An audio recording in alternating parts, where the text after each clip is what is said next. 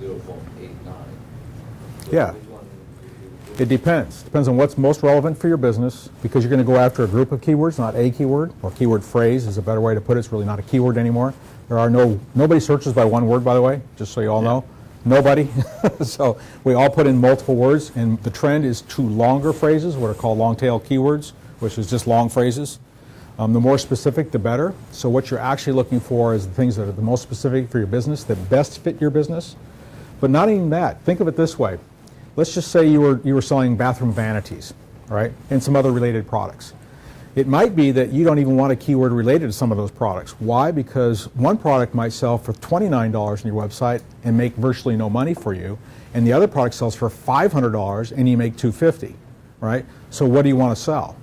You want to focus on the things with the highest margins, highest potential, etc. So you're going to go after keywords for those specific products. And that's where the strategy comes in place. That's exactly right. Like we're talking So that's why I say kind of, what is it we're going to do, right? In other words, what do we want to get out of the business? So often with product companies, we talk to them about what do you want to actually sell? What's the best thing for you to be selling right now, right? Forget all the products. What's the things that get you the best return on your investment if you sell one of them or multiples of them, right? Because if I'm selling a wicker basket, this company sells wicker baskets. Wicker baskets have no margin in them. You can find them all over the web, right? And marketing for that kind of keyword doesn't make sense because it's such a low price. It's a cheap product, right? So if somebody buys that product, it's fine, but they're going to buy that in conjunction with a bigger purchase, which is what we really want. We want the bigger purchases. That's what drives the revenue and the return on investment, right? So, yes? If you're just a local business and your client base is only 10-mile radius that come to you, would you always use the name of the city or the area in the keyword? It's a good question.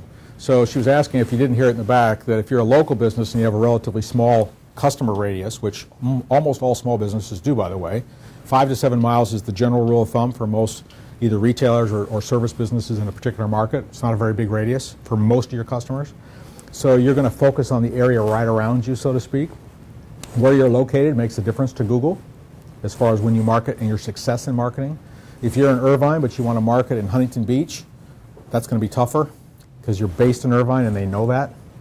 And they do know where you are, by the way. And they also know where the searcher is, right?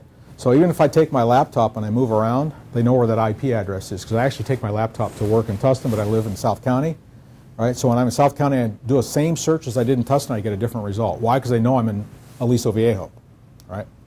So they actually keep track of that stuff. So the interesting thing is, if you're marketing in Irvine, let's just say as an example, you're really marketing in that area of Irvine around you, within that kind of 3 to 7 mile radius is a typical, rarely bigger than that, but there are some cases where it's countywide.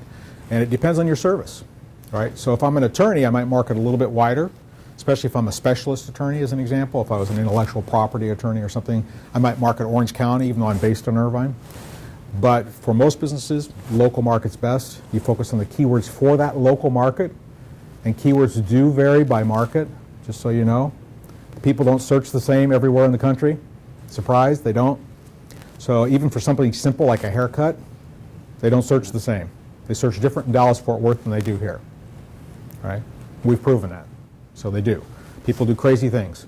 So the way people search on the internet, by the way, is not the way you may think they search. So even though you know your business best, the reality is, when it comes to searches, you may know some of the terms, but don't think you know the terms of how people search, because how you search is often not how others search. Right? That's why we do research again. Now, to answer your question directly, so suppose you are in the mortgage business and you are a realtor.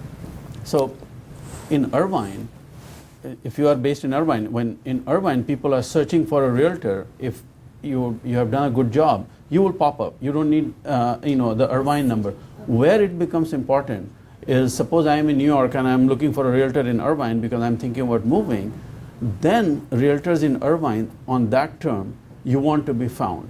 So really you have to figure out your business. If it is just local, you can just go after the keyword and not even worry about the city name there. Yep. Okay.